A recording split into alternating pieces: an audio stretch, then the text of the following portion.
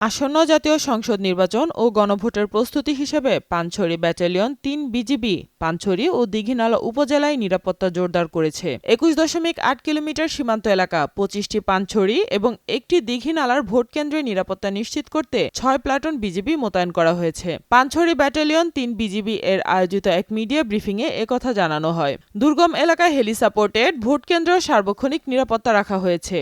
মোতায়েনকৃত সদস্যরা যানবাহন, পদচারণা ও নদী পারাপারের মাধ্যমে নিয়মিত টহল চালাচ্ছেন। ভোটকেন্দ্র এলাকায় ড্রোন নজরদারি, বডি অন ক্যামেরা ও আধুনিক রাইট কন্ট্রোল ব্যবস্থাও ব্যবহার করা হচ্ছে। আসন্ন ত্রয়োদশ জাতীয় সংসদ নির্বাচন ও গণভোটকে সামনে রেখে বর্ডার গার্ড বাংলাদেশ সারা দেশে ৪৯৫টি উপজেলার মধ্যে ৬টি উপকূলীয় উপজেলা ব্যতীত ৪৮৯টি উপজেলায় ৩৭,০০০-এরও অধিক সংখ্যক জনবল মোতায়েন করেছে। পাশাপাশি সীমান্তবর্তী ৬১টি উপজেলায় বিজিবি এককভাবে নির্বাচনী দায়িত্ব পালন করবে। একটি পেশাদার শৃঙ্খলা রক্ষা করা এবং জনগণের ভোটাধিকার সুরক্ষায় সক্রিয় ভূমিকা পালন করবে।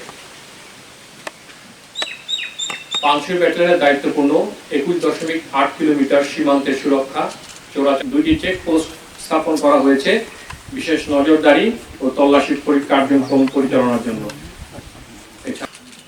আমরা আপনাদের মাধ্যমে দেশবাসীকে আশ্বস্ত করতে চাই, বিজিবি তাদের সর্বোচ্চ পেশাদারিত্ব, সততা ও নিষ্ঠার সাথে সুষ্ঠু ও সুন্দরভাবে নির্বাচনী দায়িত্ব পালনে অঙ্গীকারবদ্ধ এবং প্রতিটি ভোটারের ভোটাধিকার সুরক্ষা এবং শান্তিপূর্ণ পরিবেশ নিশ্চিতকরণ এবং আইন শৃঙ্খলা রক্ষায় অগ্রণী ভূমিকা পালন করবে।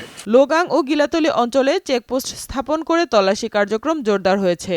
ভোটারদের শান্তিপূর্ণ ও সুরক্ষিত নির্বাচন নিশ্চিত করতে বিজিবি অঙ্গীকারবদ্ধ বলে জানানো হয় ব্রিফিংয়ে।